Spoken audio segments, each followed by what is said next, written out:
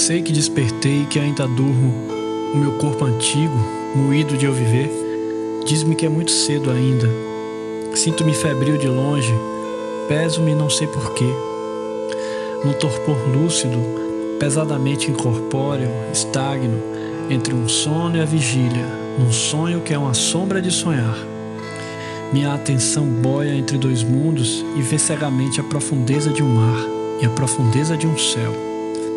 E estas profundezas interpenetram-me, misturam-se e eu não sei onde estou nem o que sonho. Um vento de sombra sopra cinza de propósitos mortos sobre o que eu sou de desperto. Cai de um firmamento desconhecido um orvalho morno de tédio. Uma grande angústia inerte manuseia minha alma por dentro e, incerta, altera-me como a brisa aos perfis das copas. Na alcova mórbida e morna, a antemanhã de lá fora é apenas um hálito de penumbra. Sou todo confusão quieta. Para que há de um dia raiar? Custa-me o saber que ele raiará, como se fosse um esforço meu que houvesse de o fazer aparecer. Com uma lentidão confusa, acalmo. Entorpeço-me. Boio no ar entre velar e dormir, e uma outra espécie de realidade surge, e eu, em meio dela, não sei de que onde que não é esse. Surge, mas não apaga esta alcova tépida, essa de uma floresta estranha. Coexistem na minha atenção algemada as duas realidades, como dois fumos que se misturam. Que nítida de outra, e de ela essa trêmula paisagem transparente. E quem é esta mulher que comigo veste de observada essa floresta alheia? Para que é que tenho um momento de me perguntar? Eu nem sei querê-lo saber. A alcova vaga é um vidro escuro através do qual, consciente dele, vejo essa paisagem. E essa paisagem conheço há muito. E há muito que com essa mulher que desconheço erro outra realidade através da irrealidade dela. Sinto em mim séculos de conhecer aquelas árvores e aquelas flores e aquelas vias em desvios e aquele ser meu que ali vagueia, antigo e ostensivo ao meu olhar, que o saber que estou nesta alcova veste de penumbras de ver. De vez em quando, pela floresta onde de longe me vejo e sinto, um vento lento varre um fumo, e esse fumo é a visão nítida e escura da alcova que sou atual, destes vagos móveis e reposteiros e do seu torpor de noturna. Depois esse vento passa e torna a ser toda só ela a paisagem daquele outro mundo. Outras vezes, este quarto estreito é apenas uma cinza de bruma no horizonte dessa terra diversa. E há momentos em que o chão que ali pisamos é esta alcova visível. Sonho e perco-me, duplo de ser eu e essa mulher.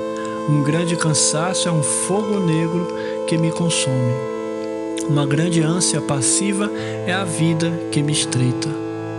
Ó felicidade baça, o eterno estar no bifurcar dos caminhos. Eu sonho e por detrás da minha atenção sonha comigo alguém.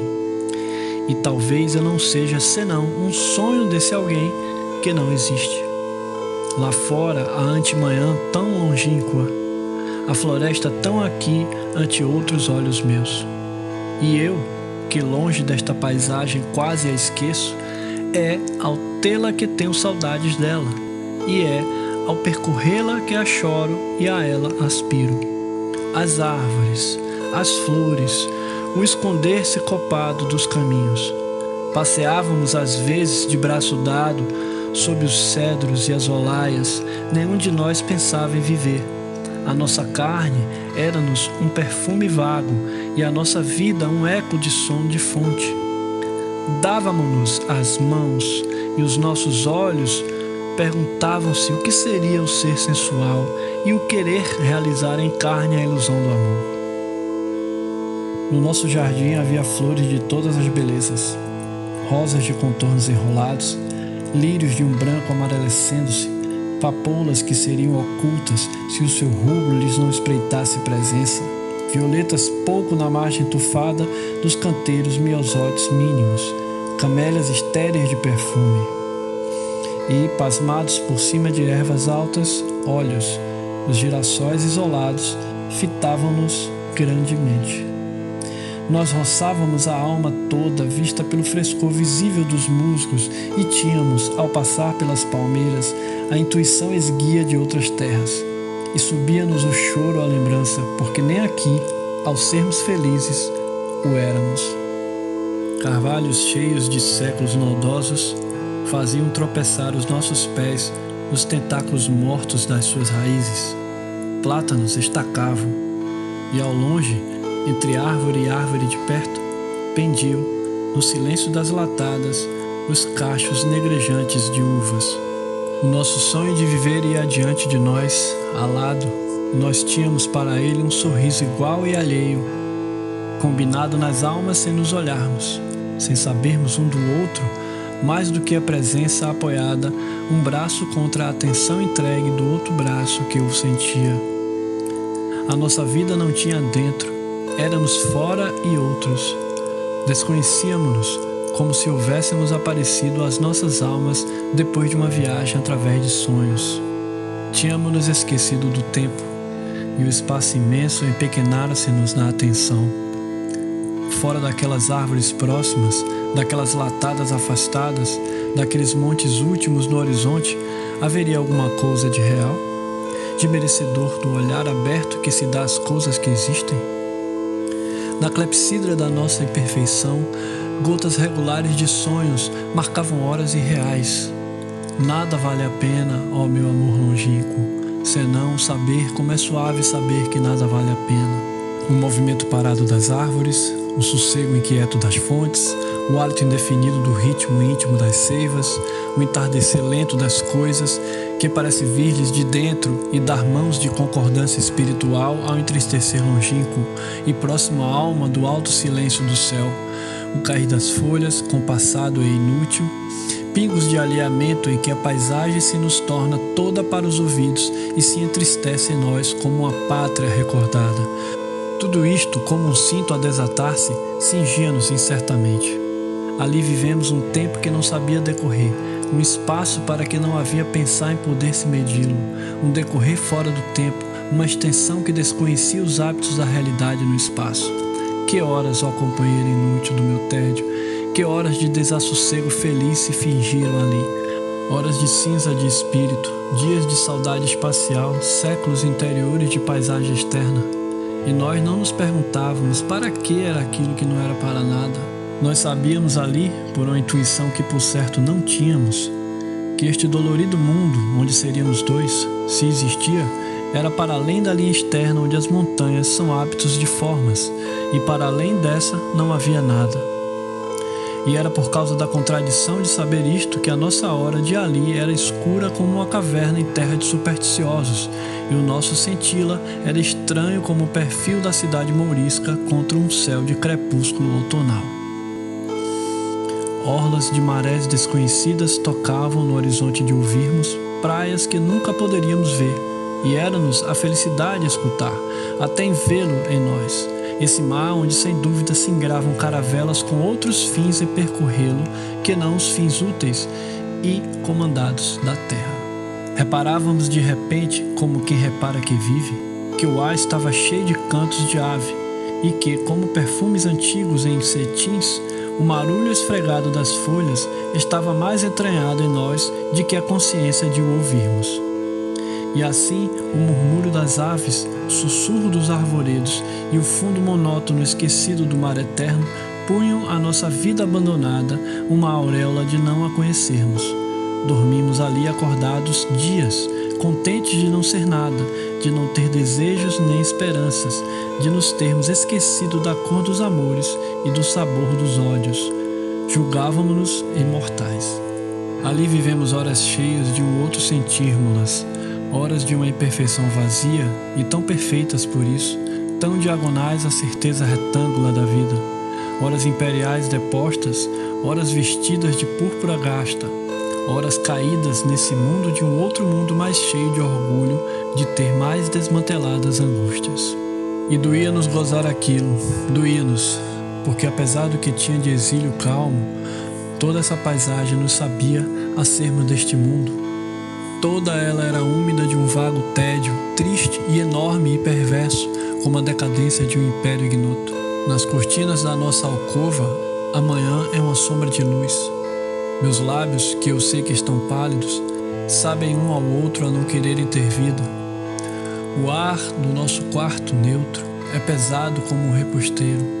A nossa atenção sonolente ao mistério de tudo isto é mole como uma cauda de vestido arrastada no cerimonial do crepúsculo. Nenhuma ânsia nossa tem razão de ser. Nossa atenção é um absurdo consentido pela nossa inércia alada. Não sei que óleos de penumbra unge a nossa ideia do nosso corpo. O cansaço que temos é a sombra de um cansaço. Vem-nos de muito longe, como a nossa ideia de haver a nossa vida. Nenhum de nós tem nome ou existência plausível. Se pudéssemos ser ruidosos ao ponto de nos imaginarmos rindo, riríamos sem dúvida de nos imaginarmos vivos. O frescor aquecido dos lenços acaricia-nos, a ti como a mim, de certo. Os pés que se sentem um ao outro nus. Desenganemo-nos, meu amor, da vida e dos seus modos. Fujamos a sermos nós. Não tiremos do dedo o anel mágico que chama mexendo-se-lhe, pelas fadas do silêncio e pelos elfos da sombra e pelos gnomos do esquecimento. E ei-la que, ao irmos a sonhar falar nela, surge ante nós outra vez a floresta muita, mas agora mais perturbada da nossa perturbação e mais triste da nossa tristeza. Foge diante dela, como um nevoeiro que se esfolha, a nossa ideia do mundo real, e eu possuo-me outra vez no meu sonho errante, que esta floresta misteriosa esquadra. As flores que ali vivi, flores que a vista traduzia para seus nomes, conhecendo-as, e cujo perfume a alma colhia, não nelas, mas na melodia dos seus nomes. Flores cujos nomes eram repetidos em sequência, orquestras de perfumes sonoros. Árvores cuja falúpia verde punha sombra e frescor no como eram chamadas. Frutos cujo nome era um cravar de dentes na alma da sua polpa. Sombras que eram relíquias de outroras felizes. Clareiras, clareiras, claras, que eram sorrisos mais francos da paisagem que se boceja em próxima. Ó horas multicolores, instantes flores, minutos árvores, ó tempo estagnado em espaço, tempo morto de espaço coberto de flores, e do perfume de flores, e do perfume de nomes de flores. Loucura de sonho naquele silêncio alheio. A nossa vida era toda a vida, nosso amor era o perfume do amor. Vivíamos horas impossíveis, cheias de sermos nós. E isto porque sabíamos, como toda a carne da nossa carne, que não éramos uma realidade. Éramos impessoais, ocos de nós, outra coisa qualquer. Éramos aquela paisagem esfumada em consciência de si própria. E assim como ela era duas, de realidade que era e ilusão, assim éramos nós, obscuramente dois, nenhum de nós sabendo bem se o outro não era ele próprio, se um incerto outro vivera. Quando emergimos de repente ante o estagnar dos lagos, sentíamos a querer soluçar. Ali aquela paisagem tinha os olhos rasos de água, olhos parados, cheios de tédio e número de ser, cheios sim do tédio de ser qualquer coisa, realidade ou ilusão. E esse tédio tinha a sua pátria e a sua voz na mudez e no exílio dos lagos. E nós, caminhando sempre e sem o saber o querer, parecia ainda assim que nos demorávamos à beira daqueles lagos. Tanto de nós com eles ficava e morava, simbolizado e absorto. E que fresco e feliz horror de não haver ali ninguém. Nem nós, que por ali íamos, ali estávamos. Porque nós não éramos ninguém. Nem mesmo éramos coisa alguma. Não tínhamos vida que a morte precisasse para matar. Éramos tão tênues e rasteirinhos que o vento do decorrer nos deixara inúteis, e a hora passava por nós acariciando-nos como uma brisa pelo cimo de uma palmeira. Não tínhamos época nem propósito. Toda a finalidade das coisas e dos seres ficara-nos à porta daquele paraíso de ausência. imobilizar-se para nos sentir senti-la, a alma rugosa dos troncos, a alma estendida das folhas, a alma núbil das flores, a alma vergada dos frutos. E assim nós morremos a nossa vida, tão atentos separadamente a morrê-la, que não reparamos que éramos um só, que cada um de nós era uma ilusão do outro, e cada um, dentro de si, o mero eco do seu próprio ser. Zumbe uma mosca, incerta e mínima. Raiam na minha atenção vagos ruídos, nítidos e dispersos, que enchem de ser já dia a minha consciência do nosso quarto. Nosso quarto? Nosso de que dois, se eu estou sozinho? Não sei. Tudo se funde e só fica, fingindo uma realidade bruma em que a minha incerteza só sobra e o meu compreender-me, embalado de ópios, adormece. A manhã rompeu como uma queda do cimo pálido da hora. Acabaram de arder, meu amor, na lareira da nossa vida, as achas dos nossos sonhos. Desenganemo-nos da esperança, porque trai, do amor, porque cansa, da vida, porque farta e não sacia, e até da morte, porque traz mais do que se quer e menos do que se espera. Desenganemo-nos, ó velada, do nosso próprio tédio, porque se envelhece de si próprio e não ousa ser toda a angústia que é. Não choremos, não odiemos, não desejemos. Cobramos, ó silenciosa, com um lençol de linho fino, o perfil hirto da nossa imperfeição.